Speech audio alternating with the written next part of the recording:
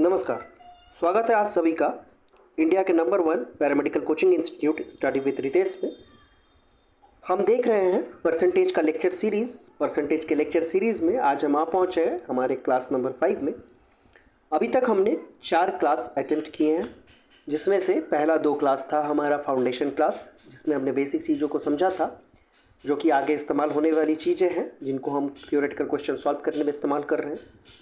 Class 3 और class 4 में हमने कुछ थियोरेटिकल क्वेश्चन सॉल्व किए थे जो आपके एग्ज़ाम में आने वाले डायरेक्ट क्वेश्चंस हैं।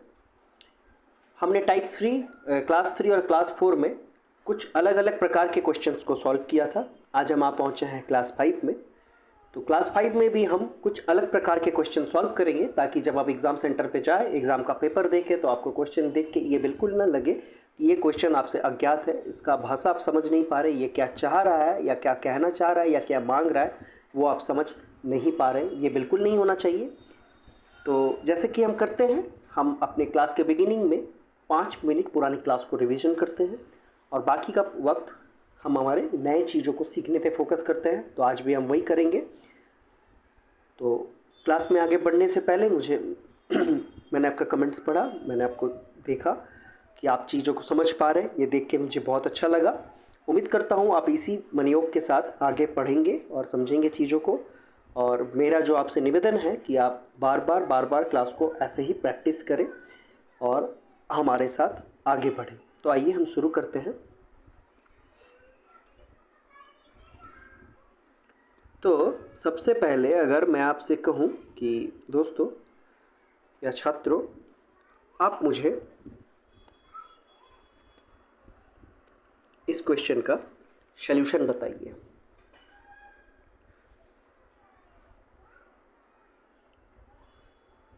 एक 106 सहित 2/3%, इसे आप मुझे फ्रैक्शन में बदल के बताइए। तो उम्मीद करता हूँ कि आपने खुद से ट्राई किया होगा वीडियो को पॉज करके।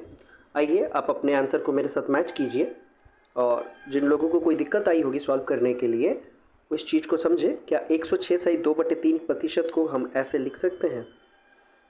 100 जोग में 6 सहित 2/3%। अगर आप देखेंगे तो हमने कुछ भी नहीं किया, 106 को हमने तोड़ के लिखा। ठीक है, ये 100% है और ये 6 सहित 2/3% है। तो 100% का वैल्यू कितना होता है? तो आप मुझे बोलेंगे 1 होता है। जिन लोगों को कोई कन्फ्यूज़न है मैं उनको बता दूं, 100% को अगर हमें फ्रैक्शन में किसी भी चीज़ को अगर हमें फ्रैक्शन में बदलना होता है तो हम उसे 100 से भाग करते हैं। तो 100% को हम 100 में बदल रहे हैं, तो क्या करेंगे हम 100 को 100 से भाग करेंगे, तो ये कट जाएगा तो 1 आएगा। तो 100 को जब हमने फ्रैक्शन में बदला तो ये आया 1। ठीक है, 6 सहित 2/3% का, अगर आपको याद होगा हमने जो टेबल क्रिएट किया था उसमें 6 सहित 2/3% का वैल्यू है 1/15। यहाँ पे हम क्या करेंगे, 15 का एलसीएम लेंगे, ये आ जाएगा 15 को 1 से गुना करेंगे तो आ जाएगा 15, ये आ जाएगा 1, तो ये आएगा 16/15। ठीक है, तो 106 सहित 2/3% का वैल्यू कितना आया? 16/15। अब बहुत से लोगों को ये कन्फ्यूज़न होगा कि सर ये 6 सहित 2/3% का वैल्यू आपने 1/15 कैसे लिख दिया। तो उन लोगों के लिए मैं कहूँगा कि दोस्तों आप वापस जाइए, लेक्चर 1 से आप शुरू कीजिए। लेक्चर 1 और लेक्चर 2 को बहुत अच्छे तरीके से देखिए। आपको अगर समझ में नहीं आया होगा तो वो समझ में आ जाएगा, और अगर समझ में आ रहा होगा, कोई भी दिक्कत होगा, तो आप उस क्लास को फिर से एक बार देख लेंगे तो आपका जो भी दिक्कत है वो क्लियर हो जाएगा। अगर मैं आपको कहूँ कि बच्चों आप मुझे 457 सहित 1/7% का वैल्यू बताएं, तो आप क्या करेंगे, आप तो इसे तोड़ लेंगे। 400 जोग में 57 सही 1/7%। ठीक है, तो 100% का वैल्यू अगर 1 होता है तो 400% का वैल्यू 4 होगा। 57 सही 1/7 का वैल्यू कितना होता है? तो आप मुझे कहेंगे सर ये होता है 4/7। तो दोनों का एलसीएम लेंगे तो ये आएगा 7। 7 के साथ हम 4 को गुना करेंगे तो ये आएगा 28, और 7 ये ऐसे ही आ जाएगा, तो ये आएगा 32/7। अगर मैं आपको कहूँ कि आप मुझे 366 सही 2/3% का वैल्यू बताइए, तो ये आएगा 300 जमा में 66 सही 2/3%। ठीक है, तो आपको याद होगा कि मैंने आपको बताया था 33 सही 1/3% का वैल्यू होता है 1/3। अगर आप दोनों तरफ 2 से गुना कर देंगे तो ये बन जाएगा 66 सही 2/3% और ये बन जाएगा 2/3%। ठीक है, तो अगर आप देखेंगे कि हमें यही वैल्यू चाहिए तो 300% का वैल्यू होता है 3। 66 सही 2/3% का वैल्यू कितना होता है 2/3। ठीक है, ये एलसीएम आ गया 3, ये आ गया 9, ये आ गया 2, तो ये बना 11/3। ठीक है, ये बना 11/3। अगर मैं आपको कहूँ कि आप मुझे 616 सहित 2/3% का वैल्यू बताइए, तो आप लिखेंगे सर 600% जमा में 6 सहित 2, 1 मिनट, 616 सहित 2/3%, तो आप लिखेंगे 600 जमा में 16 सहित 2/3%। 600 का वैल्यू आएगा 6, 16 सहित 2/3 का वैल्यू कितना आएगा, तो आप मुझे बोलेंगे सर इसका मान होता है 1/6। कैसे होता है, फिर से वही बोलूँगा, आप लेक्चर 1 लेक्चर 2 देखिए।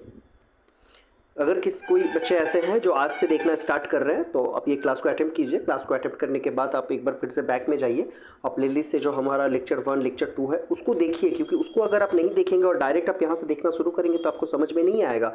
इस स्टेप से इस स्टेप में आने के लिए हमने क्या टेक्निक लगाया है या क्या प्रोसेस फॉलो किया, वो आपको लेक्चर 1 और लेक्चर 2 में ही समझ आएगा। ये स्टेप से ये स्टेप आने के लिए आपको मैनुअली अगर आप आएंगे तो आपको 2 मिनट तक लगेगा या 50-60 सेकंड तक तो लगेगा, लेकिन आप देख सकते हैं हम कैसे 1 सेकंड में इस स्टेप से इस स्टेप में आ गए। तो यही है जो आपका एग्ज़ाम के टाइम पे वक्त बचाएगा। ठीक है, तो इसका अगर हम एलसीएम ले लेंगे तो ये आएगा 6, इसको अगर हम जोड़ देंगे तो ये आएगा 36 जोग में 1, तो ये बनेगा 37/6। तो इसका ये आया था। तो देख सकते हैं कैसे हमने पुराने चीज़ों को याद किया।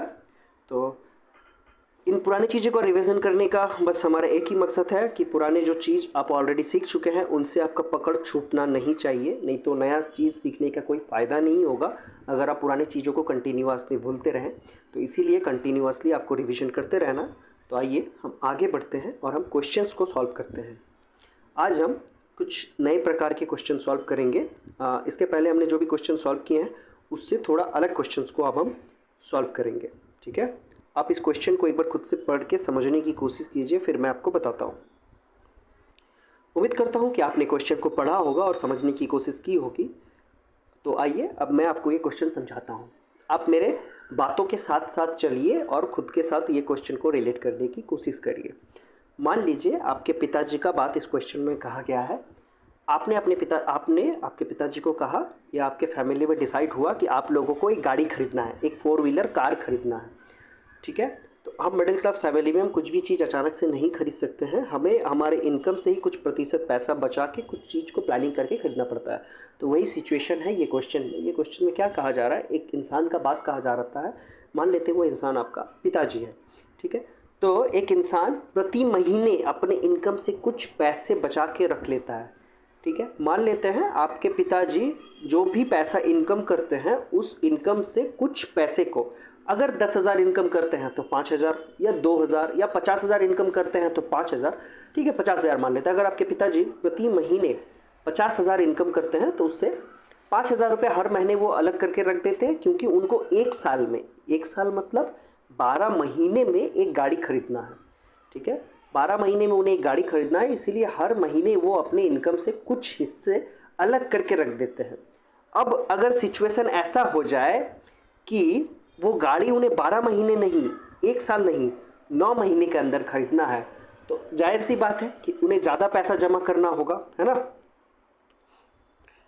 जाहिर सी बात है, अगर 12 महीना की जगह वो 9 महीना में वो गाड़ी खरीदना चाहें तो उन्हें कुछ परसेंटेज ज़्यादा सेविंग करना होगा या ज़्यादा पैसा बचाना होगा।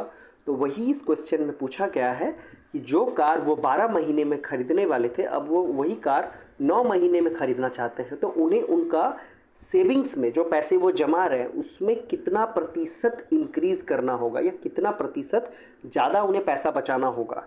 तो ये क्वेश्चन को मैं 2 तरीके से आपको करके दिखाऊंगा, ठीक है, और आपको सजेस्ट करूंगा कि आप दूसरा वाला तरीके को फॉलो करें, लेकिन पहला वाला तरीका बस हम कुछ नहीं करेंगे, क्वेश्चन की भाषा की मदद से आगे बढ़ते चलेंगे और सॉल्व करेंगे।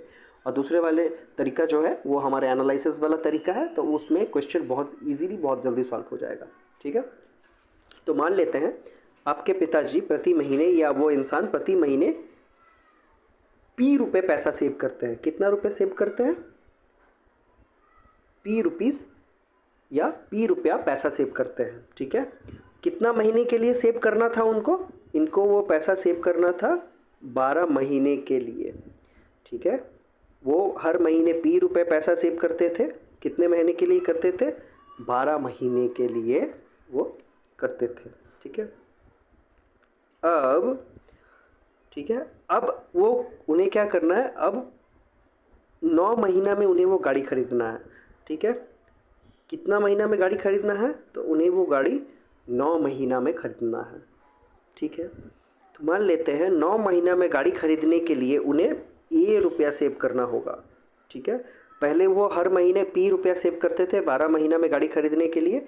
अभी वही गाड़ी उन्हें 9 महीने में खरीदना है, तो A रुपया उनको सेविंग करना होगा, ठीक है। तो क्या ये दोनों समान हैं? तो आप मुझे कहेंगे हाँ सर, ये दोनों बिल्कुल समान है, क्योंकि जो गाड़ी वो 12 महीने में खरीद रहे थे वही गाड़ी वो 9 महीने में खरीद रहे हैं। गाड़ी तो एक ही है ना, गाड़ी तो नहीं बदला है, बस समय में थोड़ा परिवर्तन हुआ है। तो अब वो ज़्यादा पैसा जमा करने लगे हैं, लेकिन समय में तो कोई परिवर्तन, गाड़ी में तो कोई परिवर्तन नहीं हुआ है ना, गाड़ी तो वही खरीद रहा है ना। तो ये जो P गुना 12 है, क्या ये A गुना 9 के समान है? तो आप मुझे बोलेंगे हाँ सर, ये बिल्कुल इसके समान है। तो यहाँ से अगर हम P बाई A को निकालने की कोशिश करेंगे, P बाई A को निकालने की कोशिश करेंगे तो वो आएगा 9/12। इसे अगर हम फर्दर सॉल्व करेंगे तो ये आएगा 3/4, ठीक है। ये कितना आया? ये आया 3/4। तो पहले वो कितना रुपए सेविंग कर रहे थे? तो आप मुझे बोलोगे सर पहले वो 3 रुपए सेविंग कर रहे थे।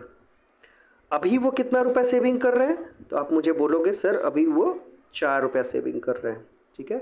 पहले वो कितना सेविंग करते थे? पहले वो सेविंग करते थे 3 रुपया, अभी वो सेविंग कर रहे हैं 4 रुपया, ठीक है। तो मैं आपको पूछूंगा वो कितना ज़्यादा सेविंग कर रहे हैं? तो आप मुझे बोलोगे सर वो 1 रुपया प्रति महीना ज़्यादा सेविंग कर रहे हैं। मैं बोलूँगा प्रतिशत में बताइए, तो आप मुझे क्या कहेंगे? कितना रुपया ज़्यादा सेविंग कर रहे हैं? तो वो 1 रुपया ज़्यादा सेविंग कर रहे हैं। वो 1 रुपया ज़्यादा सेविंग किस पे कर रहे हैं? तो आप मुझे बोलोगे सर 3 पे कर रहे हैं। किस पे कर रहे हैं? 3 तो वो पहले करते ही थे, अब वो 1 रुपये और ज़्यादा कर रहे हैं, तो कितना हो रहा है? 4। मतलब पहले 3 रुपये करते थे, अब वो 4 रुपये कर रहे हैं। तो किसके ऊपर ज़्यादा कर रहे हैं? तो आप मुझे बोलोगे सर 3 के ऊपर। तो इसे अगर हमें परसेंटेज में निकालना है तो क्या करना होगा? इसे हमें 100 से गुना करना होगा, ठीक है। 100/3 अगर आप करोगे तो ये आएगा 33 सही 1/3%। ये आपका जवाब है कि उनको वही गाड़ी 9 महीना में लेने के लिए 33.5% प्रति महीना ज़्यादा सेविंग करना होगा या पैसा जमाना होगा। तो ये हमने देखा एक तरीका, ठीक है। ये भाषा वाला तरीका था कि पहले वो P रुपये प्रति महीना सेविंग करते थे तो 12 महीना में गाड़ी ले पा रहे थे। अभी वो A रुपये प्रति महीना सेविंग कर रहे हैं तो वही गाड़ी वो 9 महीना में ले पाएंगे। तो गाड़ी तो सेम है, इसीलिए P गुना 12 समान होता है A गुना 9 के। तो यहाँ से अगर हम P/A निकालते हैं तो वो आएगा 9/12। उसको हम फर्दर सॉल्व किए तो 3/4 आया, ठीक है। यानी पहले वो 3 रुपये सेविंग करते थे, अभी वो 4 रुपये सेविंग कर रहे हैं। तो कितना रुपये ज़्यादा सेविंग कर रहे हैं? तो आप मुझे बोलोगे सर 1 रुपये ज़्यादा सेविंग कर रहे हैं। ये 1 रुपये ज़्यादा किस पे सेविंग कर रहे हैं? जो जितना वो पहले सेविंग करते थे उस पर 1 रुपये ज़्यादा सेविंग कर रहे हैं। तो पहले कितना सेविंग करते थे? तो आप मुझे बोलोगे सर 3 रुपये पहले सेविंग करते थे, तो 1/3 ये उनका ज़्यादा है। कि इसे हमें परसेंटेज में निकालना है तो हमने क्या किया? 100 से गुना कर दिया, तो यह आता है सही 1/3%। तो ये था एक तरीका। अब मैं आपको दूसरा तरीका बताता हूँ, ठीक है।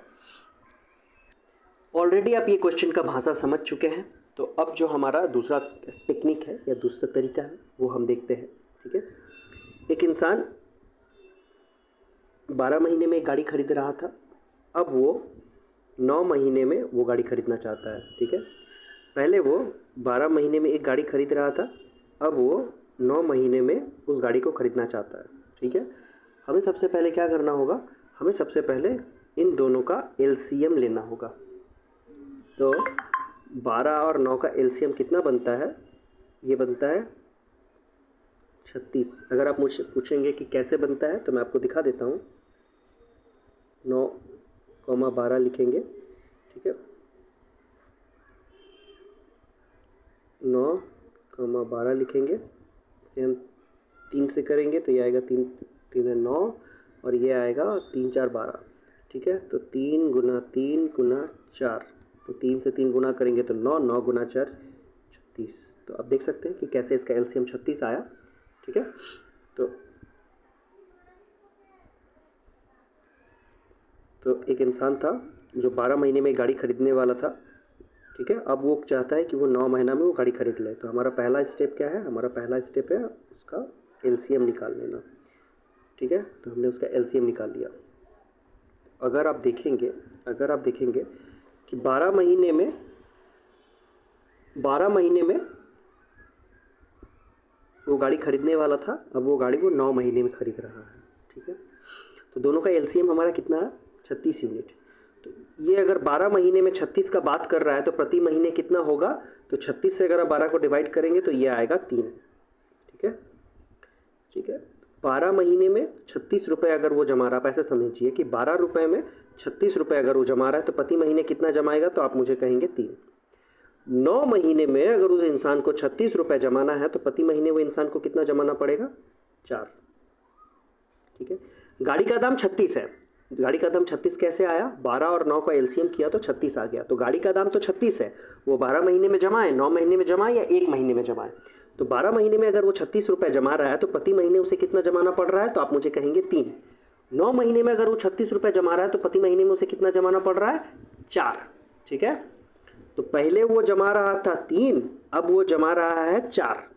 तो वो कितना ज़्यादा जमा रहा है, तो आप मुझे बोलेंगे सर वो 1 रुपये, पहले से 1 रुपये प्रति महीने ज़्यादा जमाने लगा है, ठीक है। 12 महीने में जब वो गाड़ी खरीद रहा था तो प्रति महीने 3 रुपये जमा रहा था, अब वो 9 महीना में गाड़ी खरीदना चाहता है तो प्रति महीने 4 रुपये जमा रहा है। तो वो पहले से कितना ज़्यादा पैसा जमा रहा है, तो आप मुझे कहेंगे कि सर पहले से वो 1 रुपये पैसा ज़्यादा जमा रहा है प्रति महीने। तो मैंने लिख दिया 1 रुपये, ठीक है। अब 1 रुपये ये जो ज़्यादा पैसा जमा रहा है, तो ये किस पे 1 रुपये ज़्यादा जमा रहा है, सर पहले जितना पैसा जमाता था उस पर 1 रुपये ज़्यादा जमा रहा है। तो पहले कितना पैसा जमाता था, तो आप झट से बोलेंगे सर पहले तो 3 रुपये जमा रहा था ना, तो 1/3। इसको अगर हम 100 से गुना करेंगे तो परसेंटेज में वैल्यू आएगा, तो ये आएगा 33 सही 1/3%। तो आपने देखा ये कितना आसान था ना। तो आप एग्ज़ाम में इसी तरीके को फॉलो करना, ठीक है। तो दोस्तों आप देख सकते हैं यहाँ पे इस सवाल पे आप एक बार खुद से पढ़ के देखिए, फिर मैं आपको क्वेश्चन बताता हूँ। तो आप देख सकते हैं यहाँ पे कहा गया है कि एक व्यक्ति है, वो मैथमेटिक्स में कुछ कर रहा था। तो एक व्यक्ति है, किसी संख्या को 3/5 के स्थान पर 7/4 से गुणा करने पर प्रतिशत में कितना परिवर्तन आएगा। मान लेते हैं कि ऐसे x नाम का एक संख्या था, या ऐसे आप इसको ऐसे समझिए कि किसी संख्या को 3/5 के स्थान पर, एक्चुअल में उसे उस संख्या को 3/5 से गुना करना था, लेकिन गलती से उन्होंने 7/4 से गुना कर दिया, ठीक है। तो अगर वो संख्या x था तो उनको गुना करना था 3/5 से, ये सही था। लेकिन किसी कारणवश उन्होंने इस x को 7/4 से गुना कर दिया, जो कि गलत है। उनको गुना करना चाहिए था इससे, ठीक है, लेकिन गलती से उन्होंने इससे गुना कर दिया। तो इसके कारण कुछ तो इस संख्या में परिवर्तन आया होगा ना, कुछ तो इस संख्या में परिवर्तन आया होगा। तो जो परिवर्तन आया उसी को आपको परसेंटेज या प्रतिशत में ज्ञात करने को कहा गया। तो आइए इसको सॉल्व करने का मैं आपको एक बेहतरीन तरीका बताता हूँ कि इस तरीके के क्वेश्चन बहुत इंपॉर्टेंट है आपके एग्ज़ाम के लिए। तो इसको सॉल्व करने का क्या तरीका है, तो इसको सॉल्व करने का तरीका है, सबसे पहले तो आप लिख लीजिए किससे उसको करना चाहिए था, ठीक है। और पहले तो आप लिखेंगे किस, मतलब जो सटीक संख्या है वो क्या था, ठीक है। तो हमारा सटीक संख्या क्या है, आप कहेंगे सर 3/5। ठीक है, किसी संख्या को 3/5 के स्थान पर, एक्चुअली सटीक संख्या ये हमारा ये है, तो हमारा सटीक संख्या है 3/5। ठीक है, कुछ से गुना करना था। ठीक है, कुछ संख्या से गुना करना था, उसने क्या किया, गलती से 7/4 से गुना कर दिया। किससे गुना किया, 7/4 से गुना कर दिया। ठीक है, गुना करना इससे चाहिए था, गुना कर इससे दिया। ठीक है, अब देखिए यहाँ पे कोई अगर दोनों जगह पे अगर हम कोई ऐसा एक कॉमन संख्या बिठा ले, मान लीजिए यहाँ पे अगर हम 100 बिठा दें, यहाँ भी अगर हम 100 बिठा दें, यहाँ भी अगर हम 100 बिठा दें, यहाँ भी 100 बिठा दें, तो हमें तो पता चल जाएगा ना कि कितना आना चाहिए था और कितना आया। तो क्यों ना हम ऐसा कोई संख्या से इस संख्या सबको गुना करें जो 5 से भी कट जाए और 4 से भी कट जाए। तो ऐसा संख्या हम कैसे ढूंढें जो 5 से भी कट जाए और 4 से भी कट जाए। तो हमें क्या करना है, हमें 5 और 4 का एलसीएम लेना है। ठीक है, तो ये आएगा 5 और 4, 5 और 4 को हम गुना करेंगे तो आएगा 20। तो हमने ऐसा एक संख्या लिया जो 5 से भी कटे और जो 4 से भी कटे। ठीक है, तो 5 से अगर हम 20 को काटेंगे तो ये आएगा 4, ये आ गया 12। 4 से अगर हम 20 को काटेंगे तो ये आएगा 5। ठीक है, तो ये आ गया 35। हमारा सटीक संख्या क्या था, हमारा सटीक संख्या 12 था, लेकिन गलती से कितना आ गया, गलती से ये कितना आ गया, 35 आ गया। तो कितना ज़्यादा आया है, तो आप मुझे कहेंगे सर 23 ज़्यादा आया था। आना चाहिए था 12, गलती से आ गया है 35, तो कितना ज़्यादा आया है सर, 23 ज़्यादा आया है। मैं बोला सही बात है, 23 ज़्यादा किस पे आया है, तो सर बोलेंगे सर 23 ज़्यादा इस पे आया है। तो कर लीजिए 23 नीचे में 12, इसको आप कर लीजिए 100 से गुना, तो प्रतिशत में वैल्यू आ जाएगा। ठीक है, तो इसको अगर आप सॉल्व करेंगे तो यहाँ ये 2 से कटेगा तो ये आएगा 6, ये आएगा 50। इसको अगर आप आगे सॉल्व करेंगे 23, इसको फिर हम काट सकते हैं, ये आएगा 3, ये आएगा 25। ठीक है, 23 गुना में 25 नीचे आएगा 3। इसको अगर आप आगे सॉल्व करेंगे तो आपको आंसर मिलेगा 191 सहित 2/3%। ठीक है, उम्मीद करता हूँ कि आपको ये क्वेश्चन समझ में आया होगा, और नहीं समझ में आया तो मैं फिर से आपको ये क्वेश्चन एक बार बता देता हूँ। हमें एक संख्या को इस संख्या से गुना करना था, लेकिन गलती से हमने 7/4 से उसे गुना कर दिया। ठीक है, तो हमें गुना करना चाहिए था 3/5 से, हमने गुना कर दिया 7/4 से। ठीक है, यहाँ पे कोई संख्या था जिसे गुना करना था, तो हम ऐसा एक संख्या चुनेंगे जो 4 से भी कटे और 5 से भी कटे। यहाँ हम 100 भी बैठा सकते हैं, यहाँ हम 100 भी बैठा सकते हैं। ठीक है, यहाँ पे हम 100 बैठा सकते हैं, या 20 बैठा के हम सॉल्व कर सकते हैं, 50 बैठा के सॉल्व कर सकते हैं। तो हम ऐसा एक संख्या चुनेंगे जो 5 और 4 दोनों से कट जाए। तो ऐसा संख्या हम कैसे ढूंढेंगे, हम 5 और 4 का एलसीएम लेंगे। 5 और 4 का एलसीएम लेंगे तो कितना आएगा, 20, वो आएगा 20। ठीक है, तो हम 3/5 गुना में 20 करेंगे, 7/4 गुना में 20 करेंगे। इसको आप काटेंगे तो ये आएगा 4, तो ये बन गया 12। इसको आप काटेंगे तो ये आएगा 5, ये बन गया 35। हमारा संख्या आना चाहिए था 12, लेकिन आया है 35। तो कितना ज़्यादा आया, 23 ज़्यादा आया है। 23 किस पे ज़्यादा आया, 23 12 पे ज़्यादा आया। तो इसको हम 100 से गुना कर देंगे तो हमारा प्रतिशत वैल्यू निकल जाएगा।